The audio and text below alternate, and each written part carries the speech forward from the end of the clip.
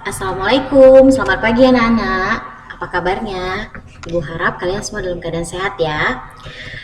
Kembali lagi dengan Ibu dan kita masih tentang pelajaran otomatisasi tata kelola keuangan dan kali ini kita berjumpa di pertemuan ke-6. Sebelum memulai pertemuan ke-6 ini ada baiknya kita berdoa menurut agama dan kepercayaan kita masing-masing. Berdoa dimulai.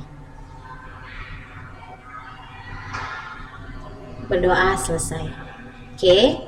Nah, di materi kita di pertemuan ke-6 kali ini itu masih tentang membahas bab 2 yaitu tentang pencatatan penggunaan kas kecil.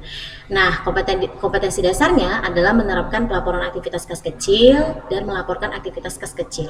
Adapun tujuan pembelajaran kali ini yaitu siswa diharapkan mampu melakukan pengendalian dan pemantauan uang tunai, dan yang kedua siswa diharapkan mampu mengetahui tujuan pengendalian dan pemantauan uang tunai. Langsung saja ya kita masuk ke materinya. Nah, jadi poin ke-7 ini adalah lanjutan dari pertemuan kelima.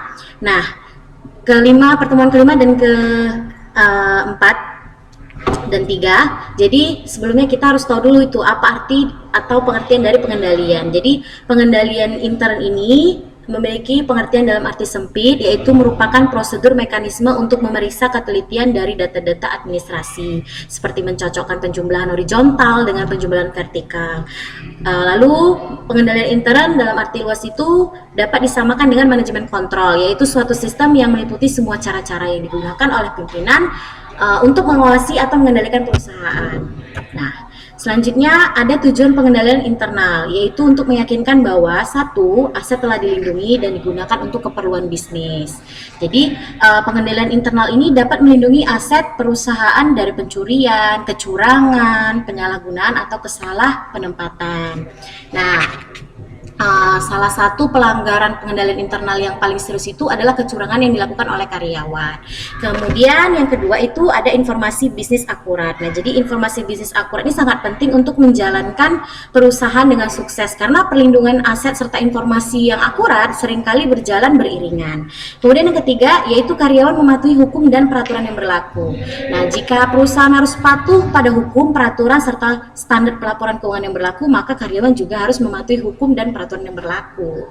Nah, selanjutnya yaitu sebab B tentang pengendalian kas terhadap penerimaan dan pembayaran. Ini yang pertama yaitu pengendalian terhadap penerimaan kas. Jadi itu ada kas itu menjadi aset sangat mudah untuk dicuri atau disalahgunakan oleh karyawan karena kas itu sifatnya mudah untuk dipindah tangankan.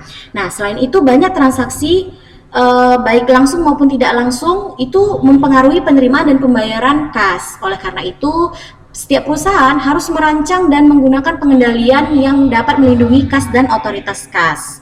Nah, jadi caranya itu ya, yang pertama itu ya untuk melindungi kas dari pencurian dan penyalahgunaan perusahaan ya harus mengendalikan kas sejak diterima sampai kas itu disimpan ke dalam bank.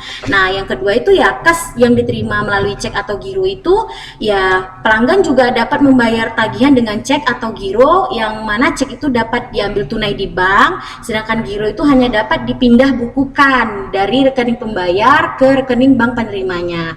Lalu ada kas yang diterima melalui transfer dana elektronik ya, ini sebagai contoh seperti pemegang kartu kredit yang memberi kuasa kepada bank penerbit kartu kredit untuk membebankan tagihan-tagihan rutinnya seperti telepon seluler, internet ke kartu kreditnya. Nah, selanjutnya nanti bank penerbit itu barulah akan mengkredit dan akan membayar tagihan tersebut kepada perusahaan si telepon. Nah, selanjutnya itu ada pengendalian terhadap pembayaran kas. Jadi setiap kali dilakukan pengeluaran kas itu sebaiknya digunakan cek jika pengeluaran dalam jumlah besar dan digunakan kas kecil jika pengeluarannya dalam jumlah sedikit. Jadi kalau pengeluarannya jumlah besar ya disarankan untuk menggunakan cek, tapi kalau jumlahnya itu kecil ya bisa menggunakan uang tunai. Lalu cek yang digunakan untuk melakukan pengeluaran itu sebaiknya bernomor urut supaya tidak bingung dan kita hafal gitu transaksi ini bukti ceknya. Nah, dan cek yang batal itu nggak boleh dibuang tapi dituliskan tanda batal pada atas cek. Kemudian cek itu hanya ditandatangani apabila tujuan pembayarannya itu sudah mendapat persetujuan dari pejabat yang berwenang. Kemudian pejabat yang berwenang itu menandatangani cek harus terpisah dari pejabat yang melakukan pengesahan cek.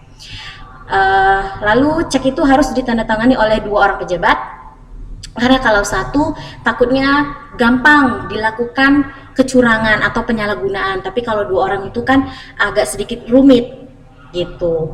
Lalu apabila cek sudah ditandatangani, maka bukti pendukung cek itu harus diberi tanda telah dibayar gitu. Nah, selanjutnya itu ketiga ada sistem voucher. Jadi voucher itu adalah serangkaian prosedur untuk mengotorisasi dan membukukan, menggunakan kewajiban serta pembayaran kas. Pada umumnya, voucher itu adalah setiap dokumen yang berfungsi sebagai bukti otoritas untuk pembayaran kas. Nah, misalnya vouchernya itu berbentuk faktur. Nah, jadi faktur yang telah mendapat persetujuan tadi, ya sebagaimana mestinya untuk pembayaran ya dapat tetap dianggap sebagai voucher. Nah, demikianlah materi kita hari ini. Apabila ada yang kurang jelas atau kamu kurang paham, kamu bisa menanyakannya kepada Ibu melalui WA pribadi atau chat tanya jawab di situs Captis. Nah, sebelum kita mengakhiri pembelajaran kita hari ini, ada baiknya kita berdoa menurut agama dan kepercayaan kita masing-masing.